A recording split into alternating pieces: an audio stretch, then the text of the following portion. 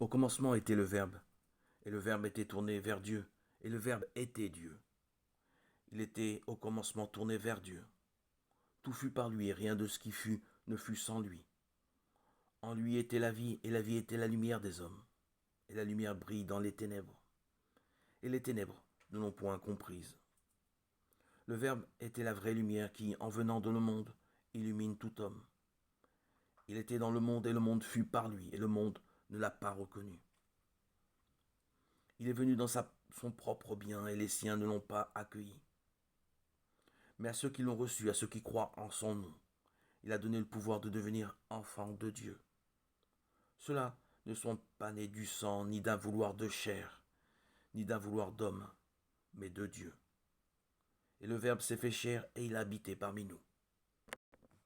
Et nous avons vu sa gloire, cette gloire que Fils unique, plein de grâce et de vérité, il tient du Père.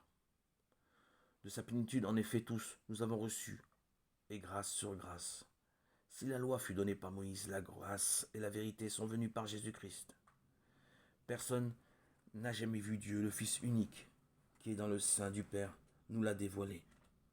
Jean 1, 1, 5, 9. Dans le verset 1, le verbe en grec, le logos, mot de la philosophie grecque, était le principe d'harmonie, d'équilibre du monde. Saint Jean donne à ce mot une autre signification venue de la Bible. Le logos est pour lui la parole de Dieu ou la sagesse de Dieu, voir Proverbe 8, 22, 31. Le Verbe est distinct de Dieu et il est tourné vers Dieu, en profonde communion avec Dieu, égale à Dieu. Dans le verset 1 à 4, les mots commencement, lumière, ténèbres, vie sont empruntés au poème de la création du chapitre 1 de la Genèse. Le Verbe est créateur avec Dieu et comme Dieu.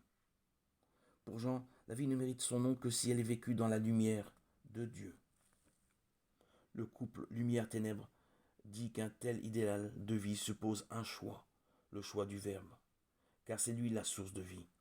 Il veut amener l'homme à pleinement vivre.